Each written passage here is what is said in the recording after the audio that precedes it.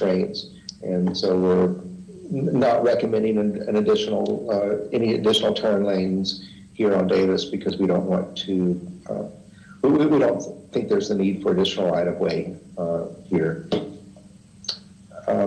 Mary, is anything else that I missed about these, either of these two configurations that you wanted to highlight? No, I think you've got it. Then at Maggie Field, we spent some time here because it is such a significant feature along the project, and there was some community, a good bit of community interest on how this conversion would help the neighborhood and the activities that go on here at McGee Field.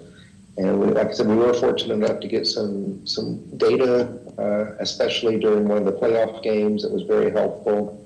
We think that it would help to lower the speed limit along this portion of the corridor to an advisory speed of 25 miles per hour and installing a number of raised crosswalks. So we've got six locations where we think raised crosswalks would really help the pedestrian movement to this recreation area. And you can see these here in these little blue lines that show up on this figure. Mary, anything else you want to highlight here about this? Excuse me, Corey, I do have one question. This is Helen. Yes, ma'am. Can you clarify what a raised crosswalk is? Does that just mean it's got some kind of paver treatment on it, or is it actually elevated? It would be slightly elevated. Mary, am I speaking out of turn there? Is that? Yeah, it's almost like a speed table with a crosswalk on top of it. So it really helps increase the visibility and conspicuity of pedestrians crossing, as well as facilitate slower speeds for the traffic as well. Thank you. Mm-hmm. And then lastly, the corridor-wide recommendations along the whole corridor, we really think it would benefit with a posted speed limit of 30, so that it's a uniform speed along the entire corridor, some enhanced lighting, especially at the new crosswalks. There's a number of gaps in the sidewalk network. Of course, those would need to be completed as well. Something that I wanted to emphasize is we're not recommending bike lanes specifically along this corridor. When we first started the study, we had some feedback that indicated that really what's most important for this neighborhood feel is the availability of on-street parking for the residents and for the businesses along this corridor. And that on-street parking was viewed as more important for the neighborhood. And so that was the basis for the recommendations in the report. There are some other safety countermeasures that can be taken to increase the visibility and awareness of the signals and the stop lights along the corridor, and those are detailed in our report as well. So this is what's called the typical section or a cross section of what the corridor recommendation looks like. This one is for north of Cervantes. You can see the two 11-foot travel lanes would remain, but adding the Sharrow markings in there. The Sharrow markings you're probably familiar with in other parts of the city that are coming into play now. So we would add that. You see the two 8-foot parking on both sides of the road. Again, keeping that on-street parking because it's of its importance to the people that live on the street and the businesses to open up parking for the businesses on those streets. And then no change to the existing sidewalks or the right-of-way width. South of Cervantes, the lane width's narrow just a little bit, as you know. The Old East Hill area. So those would be at 10-foot lanes, but also marked with the Sharrow markings for the bikes, and then but also keeping the parking on both sides of the road 9 feet. Corey, this is Helen again. Is it possible? Would it be possible to actually recommend keeping the configuration consistent all the way up, so that there would be 10-foot lanes north of Cervantes as well as south, 10-foot lanes and 9-foot parking? Because certainly, I think it's just as residential, if not perhaps more residential, north of Cervantes, and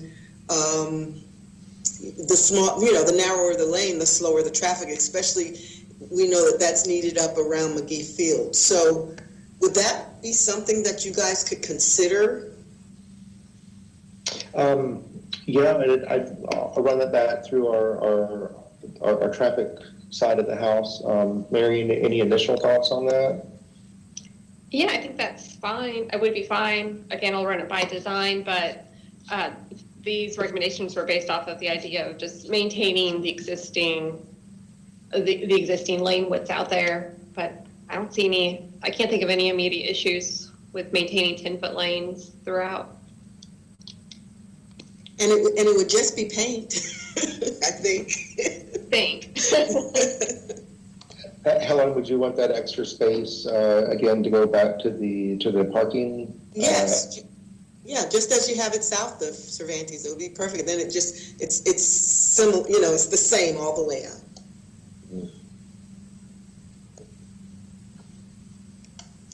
I was just making a note there. All right, yeah, we'll take that back to the design team, and if no one sees any problems with that, I can imagine why they would, but let's just run that back through there, and we can fold that into the final recommendation when we get to the TPO. Thank you. All right, so in summary, the traffic. Yes, ma'am. I think we have a few hands raised. The chairperson thank you. and Melanie Nichols. And Marilyn Wiggins, do you wish to speak, or do you still have your hand raised from before?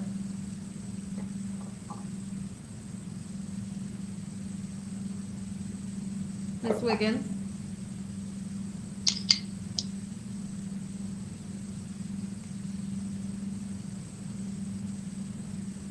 Okay, so she's taken her hand down. So just the chair and Melanie Nichols.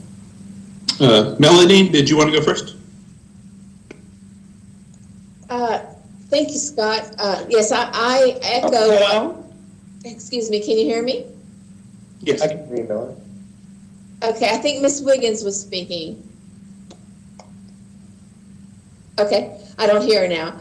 I was going to say I echo what Helen said. North of Cervantes, it's very residential. I would like it to be consistent with the 10-foot lanes and the 9-foot parking, because I've seen this before. Once you hit a different stretch of road and that lane widens, then traffic speeds up, and we really need to slow that traffic down north of Cervantes and south of Cervantes. And when you have more narrow parking lanes, then that people tend to park up on the right of way because they don't have enough space. So I echo Helen Gibson. I'd like to see it consistent for the entire street. Thank you.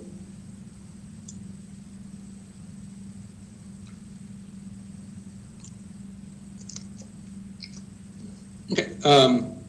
My question was, I guess I have two questions. One, with the bike lanes, how was this determined that the bike lanes wouldn't be as necessary as parking? And then my second question is with the roundabout. If somebody could explain the purpose again for the roundabout, or the benefits of a roundabout at that place, that would be helpful. So with the parking, Helen may have some more insight on this, but the guidance to us was that to retain that parking because it was viewed as most important for the goals of revitalization. Helen, am I characterizing that correctly? Yes, it is much needed for those residences along those corridors. They're built historically, traditionally, without driveways, without garages, and the parking is needed for those residents there. In addition to that, our I don't think he wants to be called Complete Streets Planner anymore, but anyway, our Complete Streets guru, Mike Jarnick, has concerns about the safety of the narrow bike lanes, and feels that, he has cited studies that show that it's safer for cyclists if you actually slow the traffic and you have the shero and you have the bikes in the lane with the cars, as long as that traffic is slowed enough. And so that is, we're following those recommendations. But also, again, those residents desperately need that on-street parking in that neighborhood. Well, do you know if there's been any fatalities or any, I'm sure there's been some accidents, but do you have any statistics on accidents or fatalities on bicycles in that area? Corey, did you happen to gather any of that? Yeah, I'd have to go back into the details of the report. Mary, are you recalling anything off the top of your head about getting back to that point in the presentation? There were no fatalities in the corridor, vehicular, pedestrian, or bicycle. Okay. For the 5-year history we reviewed. But to Melanie's point, many side swipes I've seen from Corey's report. Yes. So, and I've heard that from the residents. There were 8 pedestrian crashes and 4 bicycle crashes in the 5-year history reviewed, but they did not result in fatalities. Okay. All right. And then your other question on the roundabout. With the roundabout, I'm sorry if you explained it, maybe I missed that part. But with the roundabout, the benefits of the roundabout, because I'm pretty sure that's going to be the biggest roundabout in the city. Am I wrong about that? No, it's going to be. Well, Mary, be quiet. Go ahead. Yeah, maybe go to the slide before this to show you the existing conditions and why we suggested it. Okay, so here's what's on the ground today. Davis is northbound one way and MLK is southbound one way. And they neatly come together at the I-110 intersection to become a 2-way street to the north. So if we make both MLK and Davis to one way, how do we tie all of this in? Can it be at the I-110 intersection and have a really strange intersection there, or do we tie it into the south? So we determined our best bet was to tie it into the south with that space there. And we had a couple options. We did look at, one of them was a traditional T intersection where we would either T MLK into Davis or vice versa.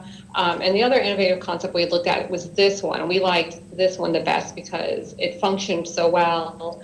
And in the long run, roundabouts cost less because there's less maintenance with signal timing, and they tend to be safer as well and more pedestrian friendly and bicycle friendly when designed right like this with the raised crosswalks we have shown and whatnot. So that's why we went with this alternative. Again, this is preliminary, but it was just a tricky area along with the southern. And we really wanted to not just leave you with, yes, you can do 2-way conversion from a capacity standpoint, but we wanted to provide you a way forward if you decided to go forward with it.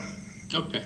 And one more question, just because I'm looking at the map right now. That's not going over top of a house, is it? That one road that's going off on the, right there. No, that's an existing road. Let me find the name of it. No, Hart Drive. Okay. Yeah. So we tied that back into a connection to remain. Okay, that's fine. I was just worried somebody was going to lose their house over this. No, nothing in this study is requesting new right of way or any relocations. There might be some very small corner right of ways adjustments needed where the new mast arms are going in. But other than that, there's no business or residential impacts. Okay. All right, I appreciate it. Thank you. So that's really all we had to present here. Just, in summary, everything looks really good from a traffic operations standpoint. What's next is... Excuse me, Corey, you have another hand raised. Melanie, I believe, has her hand raised. I'm sorry, Melanie. Sorry about that. I forgot to put it down. Yeah, same here. And Mr. Chairman, I do have a question. This is Drew Buchanan. Yeah, go ahead. Thank you. So this may go to Administrator Gibson or Corey and your team. What is the average traffic count per day on each of these corridors, like ballpark? See, I can dive into the report unless Mary should know that. The annual average daily traffic is about 3,000 on Davis and a little bit less than that, about 2,500 to 3,000 on MLK. Okay. What can a 2-lane roadway accommodate at the best service? Like, what's the average service for a 2-lane road?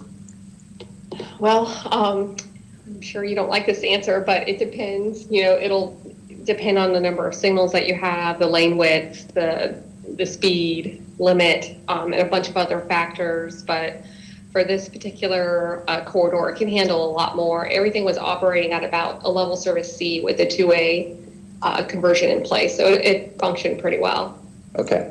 What I was getting at is mostly into alternatives. Has it been considered? Because I have no idea. Could these be 1 lane? Well, I should rephrase that. For consistency's purposes, I think Helen mentioned it, 10 feet going all the way up. When you narrow lanes, that doesn't reduce the amount of flow of traffic, does it? It does, but it should still perform fine. Okay.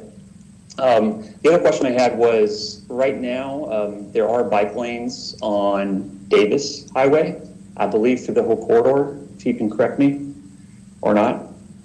And there are both parking lanes on both sides of the road. So I'm confused, because when I brought this project up to Mayor Robinson a couple of years ago, the intent was, 1, to slow traffic down, and 2, to provide access of mobility for bicyclists, right? And it's weird to me, and I have a lot of concerns that we're removing bike lanes in the city, not adding them. If we remove this bike lane from this project, me personally, I can't support this project going forward. That makes no sense to me. So 1, I'd either like to have the complete streets planner kind of come and do a presentation to us on what he thinks, or 2, just give a justification why we move bike lanes beyond anecdotal evidence. Does that make sense? And I don't know who can answer that. Again, our direction was that the on-street parking was more important, and that was to be prioritized at this along this corridor. We did look at trying to incorporate both. So what we get into is with the 2-way conversion, we just didn't feel like there was enough space to provide that separation, like the car doors opening into the drive lanes. And on the parking side as well. So yes, it is physically possible to have that, but from the safety of the bicyclist, we felt and Mike agreed that it would be safer to actually have that shared configuration than the separate striped lane. Okay, and this may be a question to Helen, because as I know the engineers may know, sharrows are not to be substitutes for bike lanes. So I don't know why we have sharrows on roadways like this, but I'm deeply concerned that we have bike lanes missing from this project. I don't think the cost benefit analysis is there to do a 2-way project while removing safety accommodations for bicyclists. So that's probably, going back to the city, I'd like to get more research and input on why the bicycle lanes were removed, because now you're removing a safe access route for many bicyclists that use that route, including me. So again, I'm just concerned over that. Yes, and Mr. Chairman, I'd like to address Mr. Buchanan. Yes, we can ask to see if we can have a response on that. I'm sure that the studies that have been cited by Mr. Zharnik can be provided to the board, and we can inquire as to whether or not he might not be able to address the board at its next meeting on this issue. But again, from our perspective as trying to address the neighborhood community needs, the on-street parking is critical for the residents that live in that neighborhood. Okay, on that point, do we have any counts on the amount of cars that use those on-street parking spaces? Just because from my standpoint, I drive through the neighborhood every day or bike through it. There's 2 lanes of on-street parking, and they're pretty loosely used. Is there any data or hard statistical evidence on both parking lanes being used at capacity? No, there isn't. But again, once again, those homes, most of them don't have driveway access or a garage. And that certainly would have an impact on their property value if they have no, at least not one space in front of their home that they could utilize. Okay. But I don't have any counts on how many of them are actually, each home, how many times they're using that space. No, I don't have any of that information. Okay. Mr. Chairman, in order for me to vote on this consciously, I would need those counts, that data. This is an $8 million project, one of the biggest for the urban core, and I can't vote on recommending a project to go forward without actual data beyond anecdotal evidence.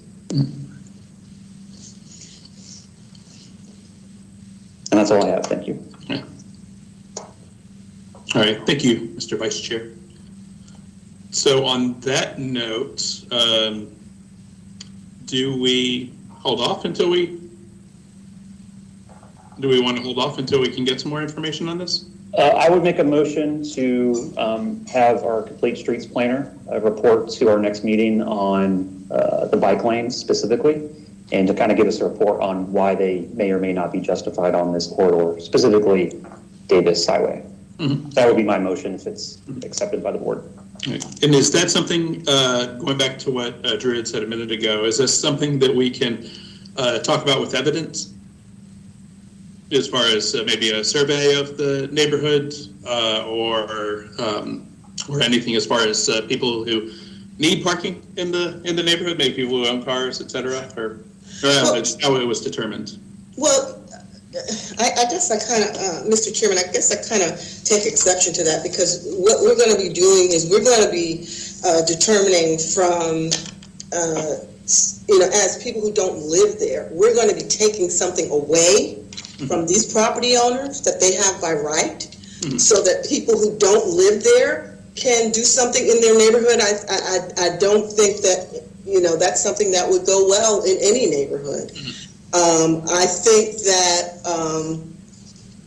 we can certainly try to get Mr. Zarek to address it, but as far as a survey goes, I do know that in our C-Ray overlay, which is covered by this area, one of the goals is to promote on-street parking and to reduce driveways where cars have their butts sticking out into the sidewalk. On-street parking really helps with that, and it kind of preserves, given that this is one of the older neighborhoods of the city, and it has that traditional character that, people park on the street and they walked. And I just think, were it me that I own a property there, I know that I have that right to that on-street parking site for someone to say, no, you can't have that, would disturb me. But I don't know if we'll be able to get a survey, but I can certainly consult with DPZ, which is the consultant that helped us with the overlay, and their recommendations, are very strong for on-street parking. And Mr. Chairman, I should clarify, currently Davis Highway has 2 lanes that are one-way, a bike lane, and 2 lanes of protected parking. I am not asking for anything to be taken away. I would just like the bike lane to stay. So that's just to clarify my reasoning there. All right. Mr. Chairman, what I would recommend is that staff consult with DPZ to get hopefully some more empirical information for the board and for Mr. Buchanan, and as well ask Mr. Jarek to, if he can either send some summary information with sightings, or address the board and try to address these questions. Okay. All right, so is that motion? Yeah, my motion's still on the table, just to have staff come back next month with more information specifically on the bike lane justification. Okay. And may I ask one question, please, Mr. Chairman? I'd like to ask Corey, does this delay until the next Urban Core Board meeting, does that impact the timeline of moving the project forward at all? Like Mary said on something else, it depends, and I know that's not a good answer. Where this project is in the timeline, to advance it, it needs to be prioritized by the TPO, Transportation Planning Organization, and moved into the Your Long Range Transportation Plan. Right now, we've identified it as a need, but it has not been prioritized, and it has not been moved into the cost feasible plan. Okay. So if you'd like it moved into the cost feasible plan, that action is going to be up for the TPO this fall in September, October timeframe. So we have a window of opportunity to do that. That plan can be amended at any time, so it can be amended into it, but it just fits nicely to keep it moving forward right now. Right, and with the amount of time it takes to get things on these, we kind of need to strike while the iron is hot. Let me ask you this: if it is moved forward, and I know Mr. Buchanan has his concern. I don't know if there were a vote, if the majority would also have that concern. But if it does move forward at this time and does go to the TPO in the current concept, is there anything that would prohibit or preclude it from the concept being amended, so that maybe, there are bike lanes rather than Shiro at a future point?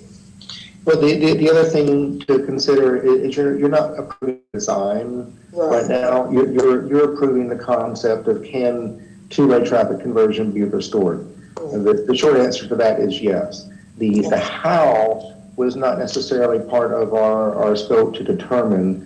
We just wanted to show you a couple of options that would like the roundabout in time at the south end that says, yes, it can work, here's why. But for the project to be constructed, it has to be funded for design. And in that design phase is where FDOT would really determine specifics. So it's not necessary at this point you're not approving the typical section, you're not approving a design. The only thing that's on the table right now is a yes or no, a go or go no go on a decision that it makes sense to convert this to two-way flow or not. The how portion of that is not on the table right now. I think as an advisory body, you could make a recommendation that should be considered and further analyzed when the project goes into the design phase. And that would certainly be a good way to move it forward. But at this point, it's not necessary to work out the details at every intersection and of the design, because the design isn't on the table. Sure. Mr. Chairman? Yes. As staff, I would kind of encourage Mr. Buchanan and the board to consider the big picture on this, because again, as Corey has said, we're not really approving a design, and it's so important to get this into the plan, the adopted plan of the TPO, in order to keep it moving forward. We've got quite a bit of time actually between them approving this, because it's like a 5-year thing. So it has to be in the plan to be considered down the road for actual funding. We're not even there, but we're just trying to get in the plan, get in on the ground floor so that it will be be able to be considered down the road for actual funds for construction. And we do have time, prior to that, there would be design, I should say, for design and then construction. So we're not even there yet, Drew, if you would indulge me. We're just trying to get this into the list of projects so that it could be considered in the future. And those projects bounce around so much that even if it's there could come something that becomes a higher priority and bumps this way down. We just don't really know. But this is just kind of getting our foot in the door. And it's been, oh my goodness, almost going on 15 years or more, almost 20 years, that this has been a goal of the East Side plan. And so I would just hate to see it knocked out of the park at this stage when we still have so much opportunity to refine the actual design. Sure. Can we add into the recommendation, this is great design, I'm sorry, can we add into the recommendation or add a recommendation then to not only make it a two-way, but then to down the road, when it gets to that point, include bike lanes? I noticed looking at the east development area, they did have a statement in their recommendation somewhere, but I did go through and look at this whole study, that they did include something about including complete street design or whatever in their recommendation also. So can we add some kind of a recommendation or an addendum with our recommendation about bike lanes? You certainly could do that. And I'd be amenable to that, Mr. Chairman. Okay. And I do want to note, and I just forgot about this, the city's previous, I guess it still exists in some form, Bicycle Advisory Committee and also the TPO. They do recommend Davis Highway to have parking or bicycle facilities. So that isn't a formal recommendation by both the city's Bicycle Advisory Committee and the TPO for Davis Highway to have bike lanes. So I wouldn't want us to go against previous recommendations. But I would be amenable to Greg's friendly amendment. Okay. So in that light, do you want to make a motion, or do you want to remove your motion? You have, Mr. Chairman, excuse me, you do have two other hands raised. Okay, I'm sorry. I can't see the names. And Kelly. Okay. Councilwoman Hill? Yes, can you hear me okay? Yes. All right.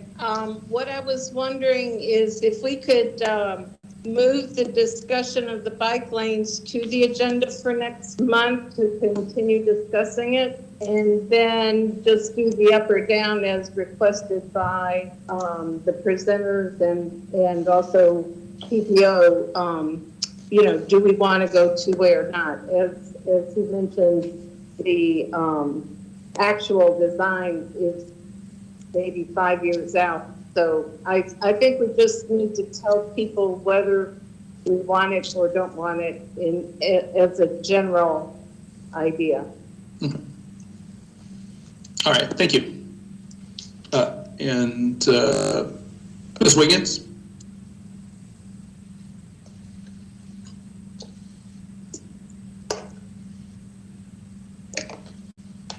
Ms. Marilyn? I don't know if you have your hand up still or not. All right, it looks like we have somebody else who also has their hand up, but I'm not sure who that is. Yes, that was Kelly. Okay. Kelly? Yes, Chairman. I just lowered my hand, actually. I think the recent discussion has covered my point, where I do agree with going two ways in traffic. I think the lower speed by what that necessitates will actually help safety for bicycles, but I definitely do not want to limit the bike lanes.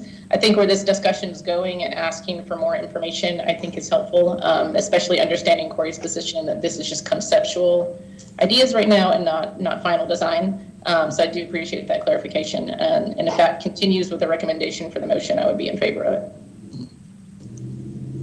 Okay. Are there any other questions?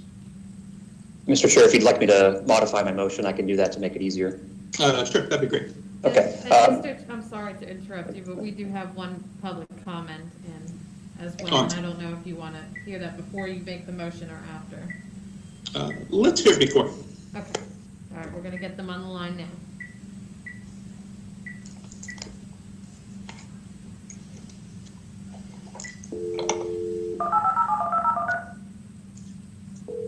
That extension is not valid.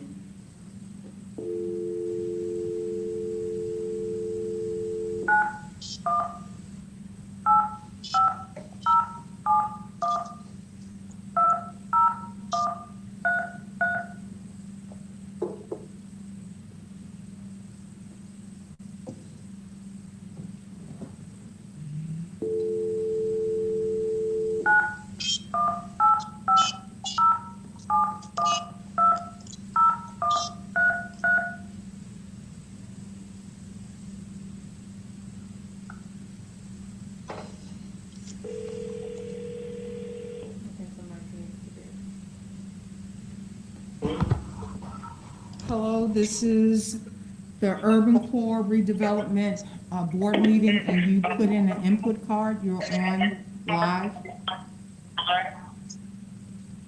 Okay. This is Mr. Zachary Lane. Yes, ma'am. The board is you hear me? listening. Yes. Okay. Hi, my name is Zach Lane. I live at 420 East Brainerd Street, which is in the East Side Urban Core District. On one side of me is MLK. On the other side of me is Davis. I just want to note that I am in full support of going two-way on both of these corridors. I do hope that the public has ample time to provide additional input on the design. I understand that it's just conceptual at this point. There is some discussion about the bike lane headed north on Davis, which is a kind of a funny thing because we have two bike lanes that head north in this neighborhood and no bike lane that heads south. So it's basically we're trying to get out of Pensacola. I mean, there's one on Haines Street and one on Davis Street. Davis is actually two one-way bike lane and parking on one side of the street. So I think it is advantageous to have bike parking on both sides so you don't have a traffic lane within 2 feet of people walking.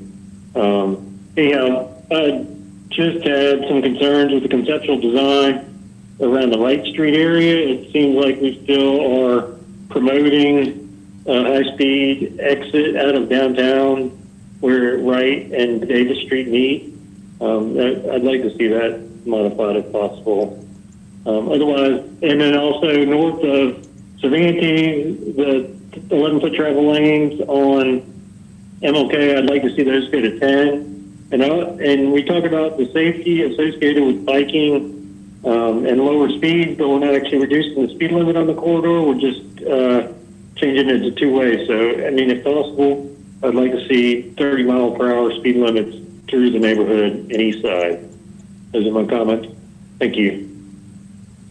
All right, thank you.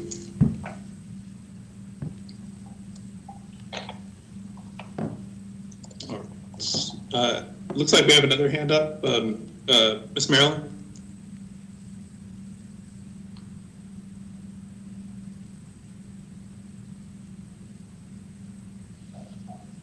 Ms. Wiggins?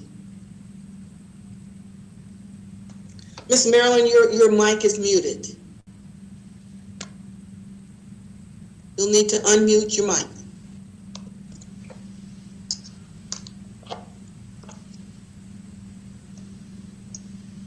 Can you hear me now? Yes. Yes. What's wrong with my computer?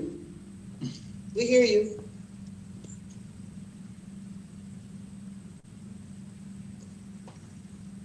We heard you just then. Not now. What about now? Yes. It seems as though your mic is being unmuted and muted again. I see the sign coming up.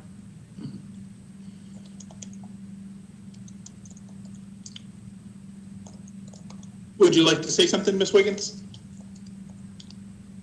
Can you hear me? Can you hear me? Yes. Yeah. Hello? Yes. I'm hoping you hear me. I was saying that I was concerned with the same thing that Drew Buchanan was talking about, the bike lane on Davis Highway, because I heard you all talking about creating a parking on the outside of the street for the people, the residents to be able to park on the outside.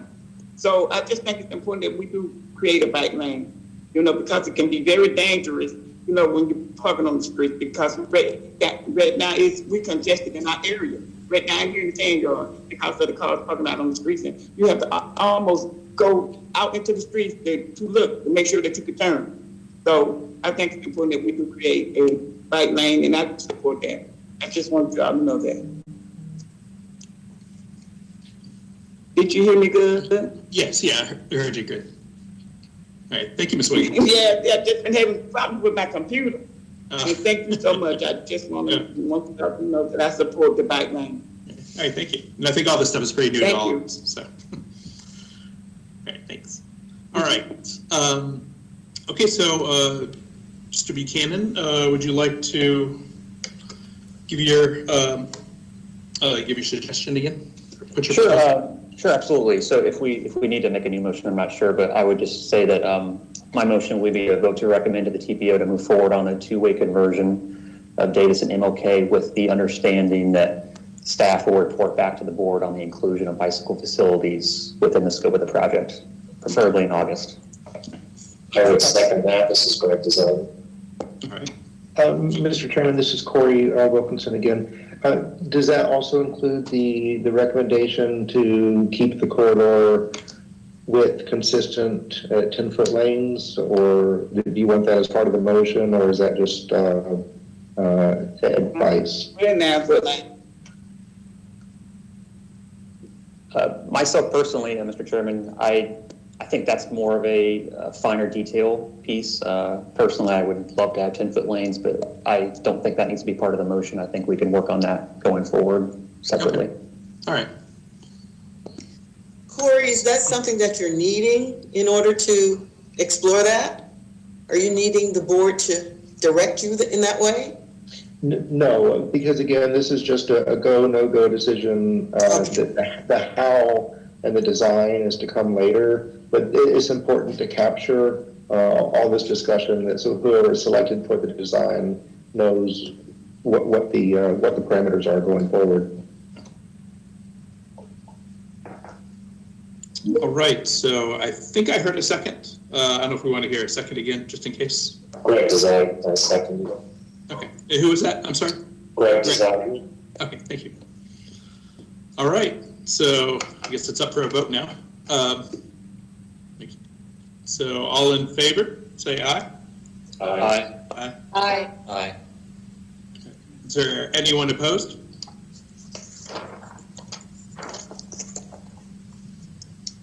All right, looks like it's going forward. I really appreciate all of your concern and patience and all the suggestions that everyone said. So thank you. And let me see. So our next item is where are we now? All right, number 4, 20-00388 project list and 5-year implementation plan. Thank you, Mr. Chair, members of the board.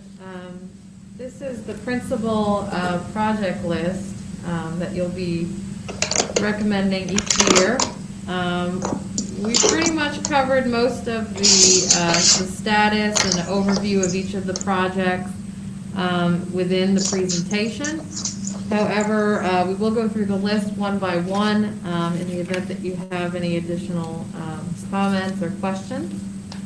So if you can just refer to your packet, you do have a list. It's called Recommended Urban Core Project List and Implementation Plan.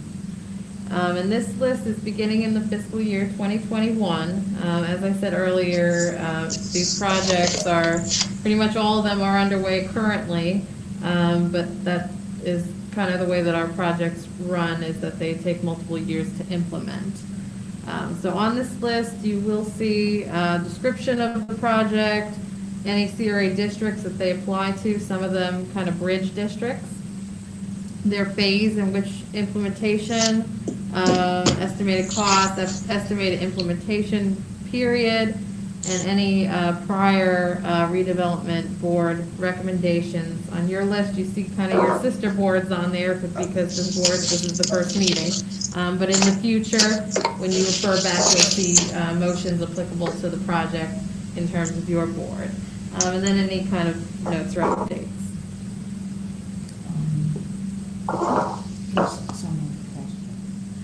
And we'll just go through one by one. The first project on the list is the Residential Property Improvement Program. Mr. Griffin did go through that in depth earlier. Does anyone have any questions on this project?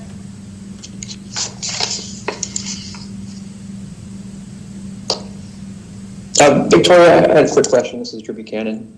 Okay. You said it varies by year for estimated cost. That I see, is there a, how does that work? So is there a pot allocated each year for residential rehab and commercial, for what it's worth? There is, and so it does vary by project how much is actually expended. However, we do have in this district an annual allocation. Historically, it's been about $70,000 a year. It is proposed in this budget in fiscal year 21 to be increased to $140,000 per year. And that's funding that is strictly towards this program. Thank you.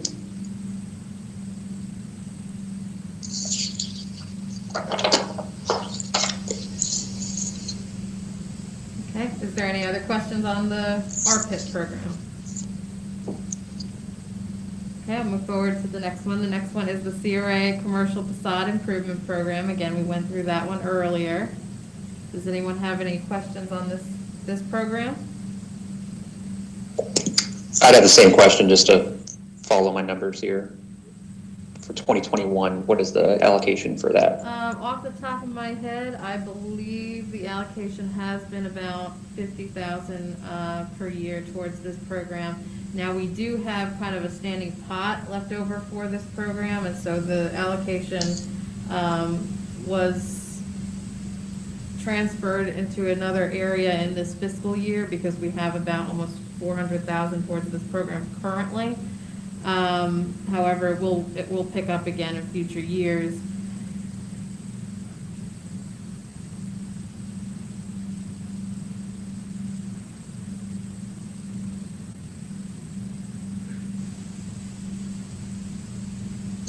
And that was all, sorry. Okay. Any other questions on this program?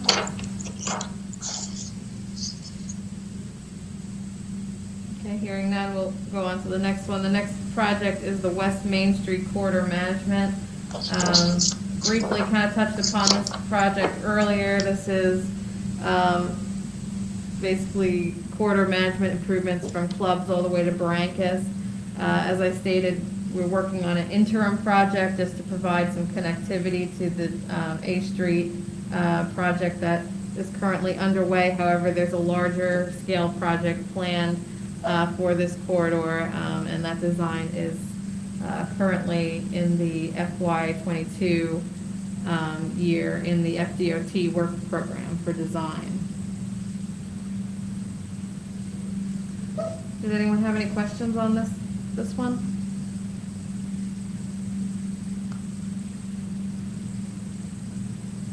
Okay, hearing none, we'll go to the next project. And this is the two-way conversion that we just discussed. Any further discussion on this project?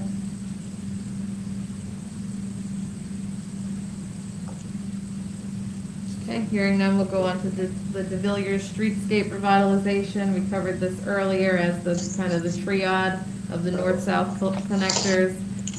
The next few projects is De Villiers, Roos, and A, and those are the three corridors when we talk about that north-south connector project overall. Did anyone have any questions on any of these three corridor projects? I had a question. This is Drew Buchanan. I apologize for talking so much. This is more of a detailed question on those for De Villiers, Roos, and I believe A Street. Yeah. Regarding the streetlights, that's part of the project, replacing all the streetlights, correct? That is correct. Okay, and I know this may sound silly, but is there, does staff know like what type of light bulbs are in those streetlights? Like color temperature wise? I know it may sound silly, but it's become a big deal in my neighborhood with streetlights being replaced with those very bright white blue lights. And my neighborhood at least has said they don't like those. They want more of the traditional amber. So I just thought that might be a good question to throw in there if that's been considered. I believe it was considered during the design of these projects. However, I'm not positive. I'd have to defer to Helen or David Forte, see if they have any input into that.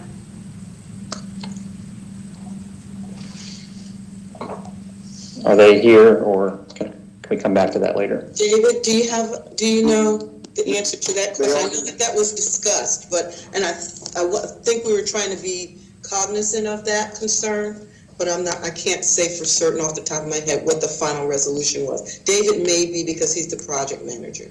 Okay. David, are you still there? Yeah, I'm here. They are going to be LED lights, so do know that we have already put in the order for them. I'm going to see if I can pull the lighting plan real quick and tell you exactly the actual type of light. So give me about one more minute, and I'll try to jump back in if I can. Thanks, David. All right.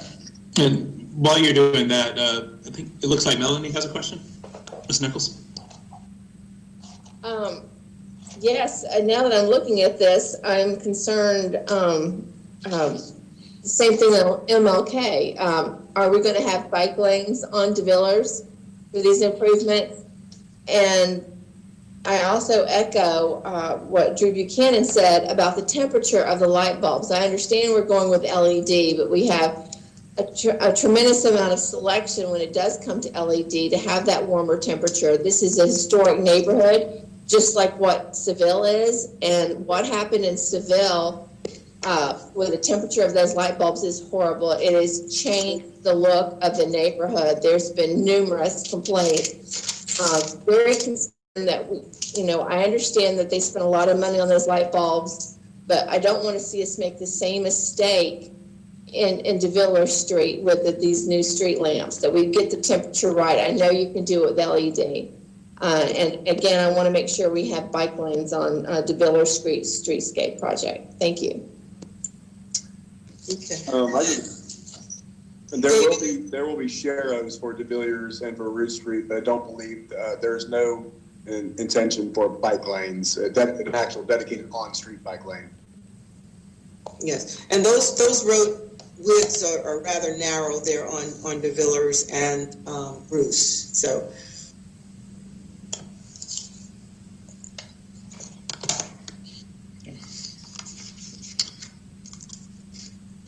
Any other questions or comments on that?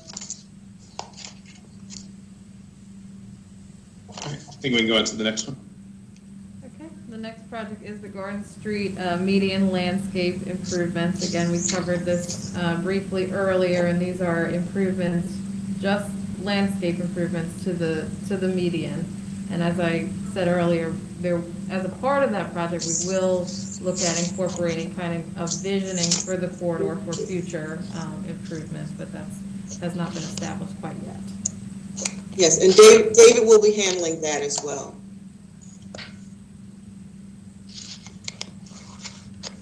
Does anyone have any further questions or comments on that project?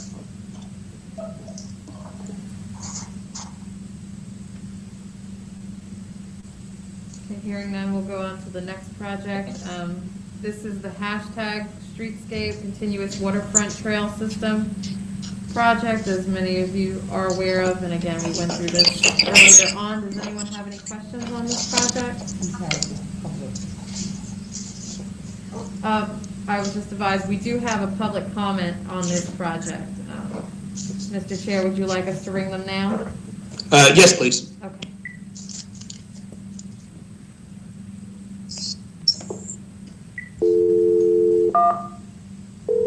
That extension.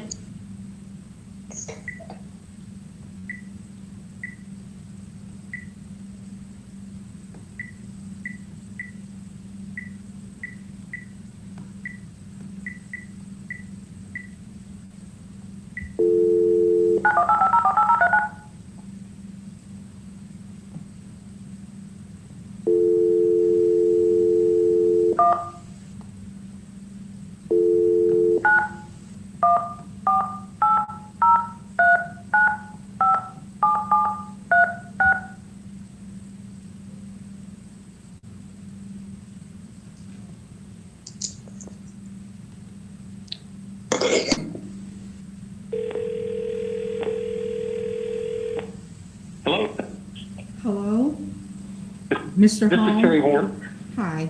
Yes. This is CRA and Urban Core Redevelopment Board meeting. You're live. You were calling about hashtag and Bruce Beach, correct?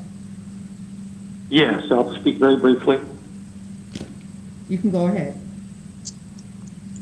Hello, this is Terry Horn. I'm Executive Director of Civicon. I just wanted to thank this group for moving the hashtag and Bruce Beach projects along.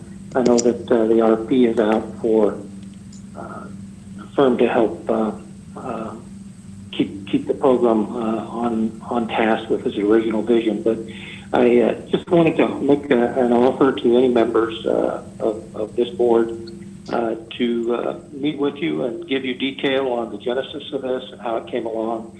Civicon is a nonprofit affiliated with Studer Community Institute, and we funded the original study. Hashtag and Bruce Beach are two parts of a larger downtown waterfront framework plan that Civicon engaged a firm of Scape out of New York. They're a world famous landscape and waterfront development company. They redeveloped the New York harbor area after the hurricane there. At any rate, they've put together a tremendous plan. The city staff is moving forward. And I just wanted to offer an opportunity to catch you up if you want. Helen Gibson has all my contact information. I have all the original presentation slides. I can get answers if I don't have answers on any detail or any question you have about the hashtag and Bruce Beach projects. Again, I appreciate you moving forward with this.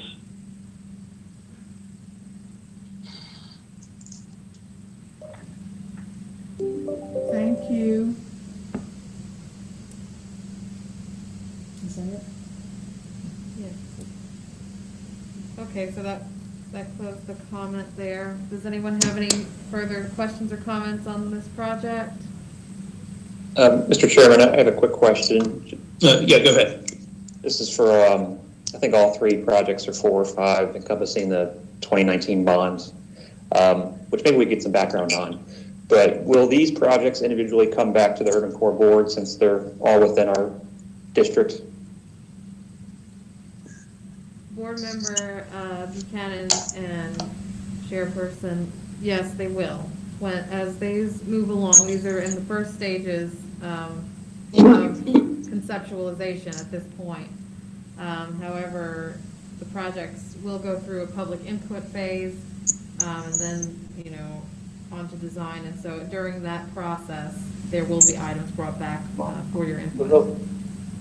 And Mr. Chairman, if I may, and Mr. Buchanan, I just want to clarify just a little bit on that. As Mr. Horn has indicated, and I'm sure many of you have participated in, a very lengthy and a very thorough community engagement process, which was run by Scape.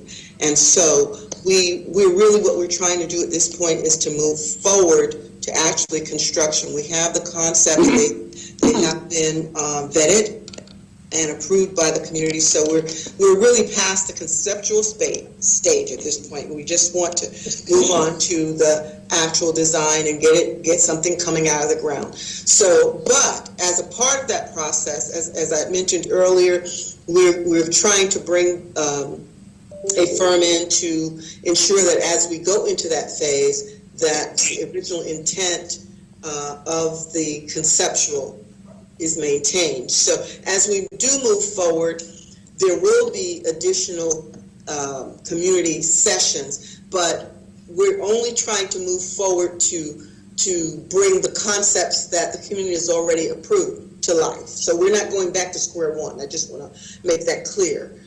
We're not going back to square one, but of course, those concepts are going to be constrained by the site, the physical conditions, by the budget. So it will, as we move forward to do that, we want that input, but we're not going to go back to square one with that. And I just wanted to be clear on that. We've got our concept, the community has approved the concept, and we're just trying to make it come to life.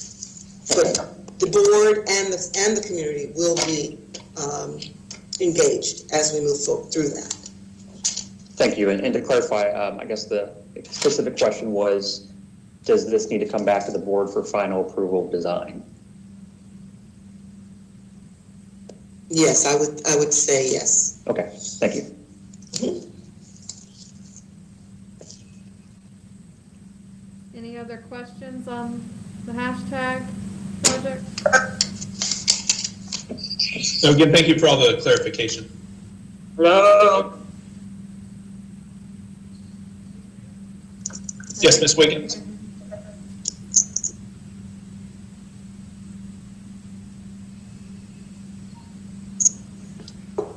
You can go ahead, Ms. Wiggins. Ms. Wiggins, you're muted again. Your microphone is muted again. This time. Back to you hear me now, Helen Gibson. Yes, ma'am. I wanted to know about the time frame when they're going to get started out on the Village Street. Do you have any idea when they will start working on in this area? David, would you kindly address that? Sorry, am I on? Well, the community want to know when will they start. Yes, I believe we've sent out some notices. We should be starting shortly. I believe right now we're looking at an August start. David, did you have anything more on that? I'm sorry, which project are we speaking to again? De Villiers. De Villiers. Yes. We are, for phase one, which is from Main Street to Garden Street, we're looking at probably the first week of August. August 3rd is the start date we're anticipating. And then obviously phase two, we are in the process of executing the contract there. So probably safe to say so. That's good. I'm sorry, go ahead. Was there a question? Miss Marilyn, we can't hear you. I think you're frozen. I think your question may have been if the street's going to be closed or how it's going to be closed. There will be some temporary closures, obviously, for when they do the on-street, pavement marking for the most part, and the pedestrian crossings that will be installed. But the majority of the work is off-road. It's actually on the shoulder and with the sidewalks and beyond. So, but there will be some temporary traffic control that will be closure. I wouldn't say it's going to be a full closure. It's probably going to be just narrowing down to one lane at times, but it's going to be relatively insignificant compared to the entire time frame of the project. And I can speak. I did get confirmation from our contractor on what the actual the light actually will be. So it's going to be a 4,000 K or 4,000 Kelvin temperature. Which is essentially like a daylight glow white, and that's what I was just told. Thank you. So will they be cutting off like they do at the park? Do they have those sensors and those lights? I'm sorry, I'm not quite sure I understand that question. Well, I heard them talking about bike lane, but I know the Village Street does not have enough there for no one to create a bike lane on the Village Street. No, ma'am. Yeah, what you'll see on De Villiers as well as on Bruce Street is what you see throughout the city in certain areas. I know there's one, say, on Cervantes Street. If you're on kind of on the Cervantes east of 17th, where you got those bicycle markings that are in the roadway. Essentially, it's to highlight to the motorists that, hey, this is also a roadway that you should expect to see cycling as well. So it's more of an awareness to the motorists that be aware of cyclists. But there won't be a dedicated bicycle lane per se. Now, as far as A Street goes, which is just a little bit further to the west, that we have not come to a full decision there. I'm hoping to get back to the public relatively soon before we finalize design. There's some internal discussion going on about the potential of adding bicycle lanes there. But we obviously want to get back to the public before we finalize design there. So A Street, I would say, is probably leaning towards a probable for bicycle lanes, whereas Roos and De Villiers with the limited footprint right away width there was more of a challenge. And there's significant on-street parking that already occurs along those corridors, those two corridors. So yeah, you'll see the sharrows or the shared lane markings as compared to a dedicated bike lane.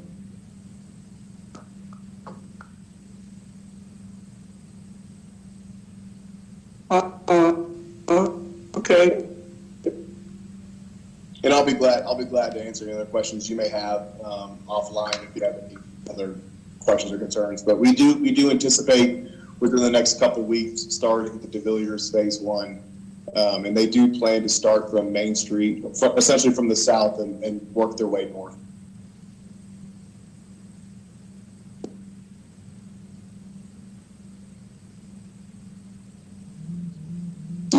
Okay, man. Thanks. You're welcome. Mr. Chairman, I believe Ms. Kelly has her hand raised this time. Yeah, please go. Thank you. I think we're a little bit out of order, but just because the question was answered about the light temperature, I just wanted to bring it up. I think it was mentioned as 4,000 Kelvin. I don't know how late they are in the process with that, if that's been finalized or ordered, but that does seem to be a much brighter temperature. And as multiple members of the committee were mentioning, they want more of a, the amber light, which would be typical of a 3,000 Kelvin bulb. And so I just wanted to see where we are in the process with that, looking at a downtown area and looking at studies and how it affects people and ambient light and their sleeping and wildlife and everything around it if the 3,000 was an available option. I do believe that the lights have actually been purchased and delivered. But I can confirm that from our staff member and the contractor.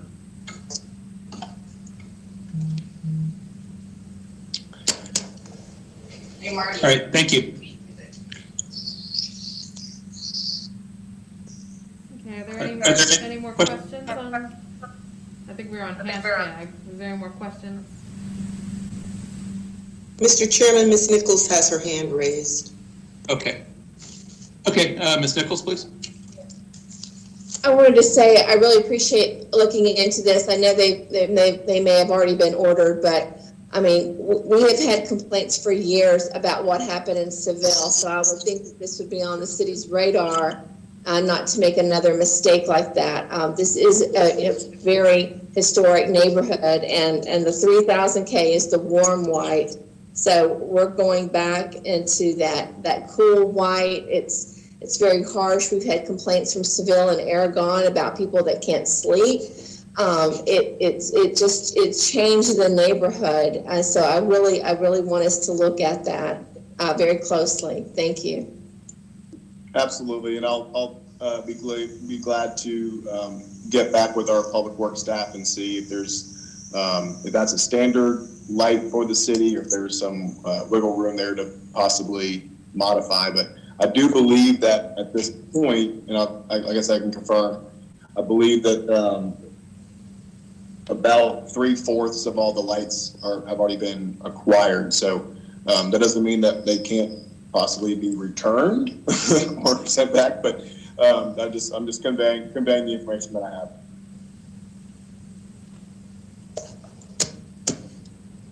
All right, thank you. Is there anything else on that?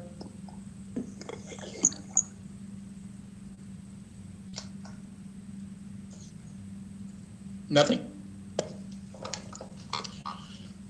All right, we can go on to the next one. Okay, the next project is Bruce Beach, which I believe you're all fairly aware of. Did anyone have any questions on this project?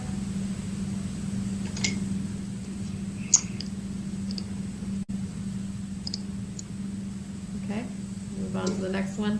Next one is East Garden District, the Jefferson Street Road Die-In and Streetscape Project. Again, we went over this briefly earlier. Does anyone have any questions on this project? I have one question, Mr. Chairman. Yes, please, go ahead. Just with regards to the current economic climate, is the developer still on track with scheduling completing this project kind of in its entirety? Is there a schedule or anything like that since this is a PPP? I'll defer to David Forte, who's the project manager on this. Thank you. And again, am I on mute? Nope, okay, I apologize. I'm kind of jumping back and forth. Which, I'm sorry. This is the East Garden District project. I apologize. Yeah, what was the specific question? Sure, so I was just thinking this is a private-public partnership, and just with the current economic climate, you never know. So I was just curious if the scheduling for construction for both the private part of the project and the public part is still on track. Is there any more information on that? That is correct, and we have engaged a legal counsel internally. So there's essentially the city of Pensacola has a legal counsel that we're using as a third party individual to work directly with the developers or the private sector's legal counsel. I expect to see a draft agreement with very soon, hopefully within the next handful of weeks.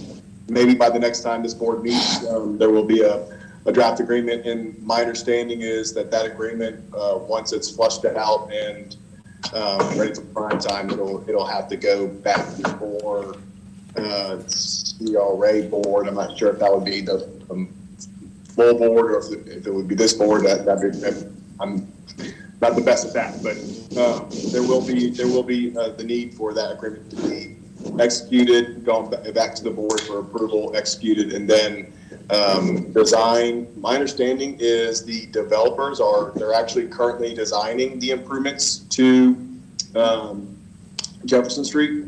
We have asked that they kind of put a pause on that until the agreement is executed and we have the ability to one, make sure that agreement is executed, that we do have everything formally drafted out, and that the city is comfortable with where they're at with the design. But yes, long story short, there is this project is still moving forward. The CRA board has already allocated funding for the project for the improvement within the right of way at Jefferson Street, and hoping to have a draft agreement within the next, I would say, month. Okay. Perfect, thank you. And this may be for Helen, just a side addition to that, Victoria. Hypothetically, if the developers were not to build this project completely, would they be liable for any of the costs for the public component of it?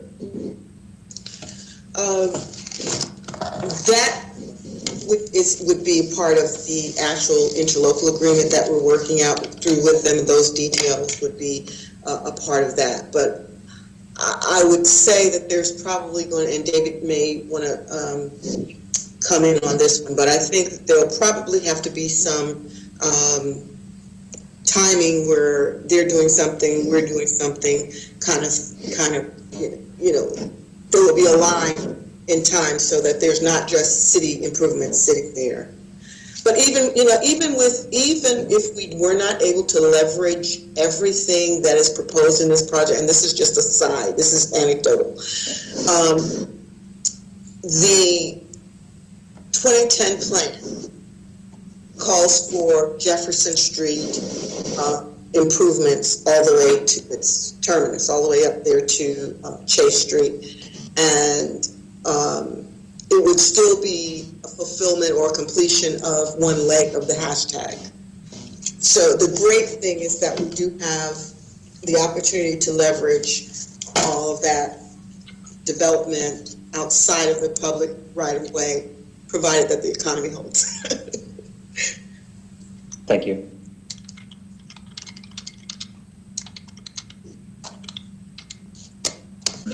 Any other questions on that? All right, looks like we can go to the next issue. Next project is the Community Maritime Park Day Marina. Again, we covered this one a little bit earlier. Does anyone have any questions on this one?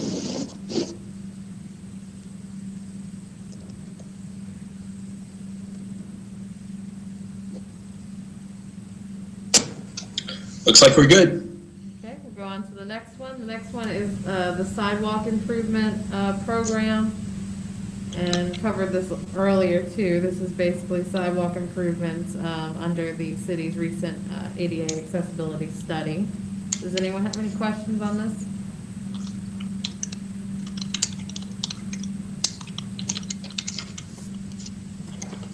this? Looks like Ms. Nichols has a question. Yes, we have residents concerned that in our historic areas where we have sidewalks that have the original stamps of the original street names in them, that those are preserved where possible or recreated in the new sidewalk.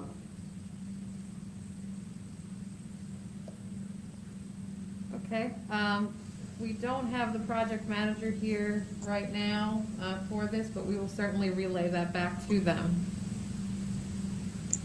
Thank you. You're welcome.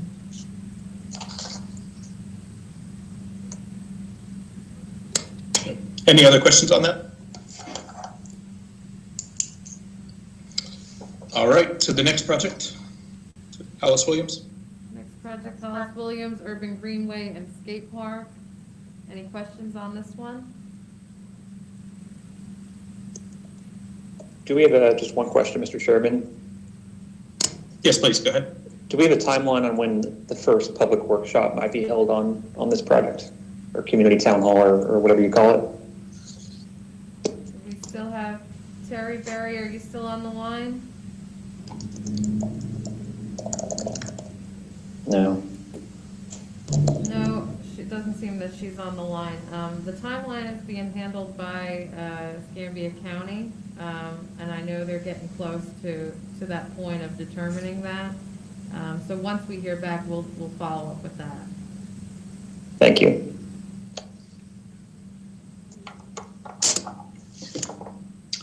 All right, anything else on Alice Williams Park?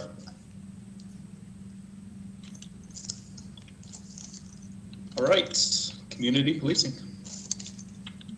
This is the community policing program that we discussed earlier. Does anyone have any questions or comments on this? Mr. Chairman, I just wanted to echo, just to make sure we have a representative from PPD come back next month on this issue. Yes, sir. I concur with that. Thank you. All right, thank you. And any other questions on that? All right, lastly, downtown improvement. These are the initiatives that are being undertaken through the Downtown Improvement Board. As I stated earlier, there is a portion of the Urban Core funding that does go towards downtown improvements. And so this is just capturing the projects that they undertake under their program. Does anyone have any questions? I believe we have Lisa on the line if there's any questions. Hello. I have one general question, Mr. Chairman, on this project. And this may be to Lisa. Is she still there? I am. Okay. Hey, Lisa, has the DIB potentially with CRA funding pursued any kind of ideas for parklets? If not everyone knows what those are, is kind of modifying existing parking spaces for expansion of seating for restaurants or whatnot. Has the DIB explored that during these interesting times? We have explored that. As you know, the mayor did the Sunday Stroll initiative where restaurants who had existing LTUs were able to extend their LTU all the way out into the parking bays. During those Sundays, we only had one participant take advantage of that, and they were not on Palafox, it was a side street. I can't think of the name of the restaurant right now, but it's Dan Dunn's restaurant, and I apologize to Dan that I've forgotten the name of it. They were the only one that took advantage of that. We've also looked into the price of what it would take to make a parklet semi-permanent outside of a restaurant so that it becomes ADA compliant, so that it's level with the same grade as the sidewalk and so forth. And how do we maybe work with businesses who would want to do this going forward, work with them to make this a reality. The costs are, from what we've seen, are about $50,000 for us to work with the businesses that create the material that's semi-removable and ADA compliant to level off that parking bay with the existing sidewalk to extend their seating and to create the barriers that protect them from the traffic. Okay, thank you. That's something I'd like to explore with this board, is potentially funding construction of parklets for the DIB, but we can go on that to another month. Thank you. All right, thank you. All right, are there any other questions or comments? All right, it looks like we're at the end. All right, do we have any comments from any other board members on any of this?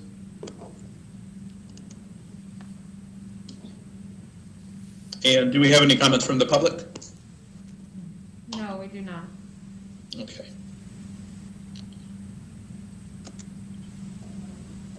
All right, so then it looks like we're at the end of that. So now we're in open forum, and I assume that also means that we don't have any. Mr. Chair, we do need an action on this one.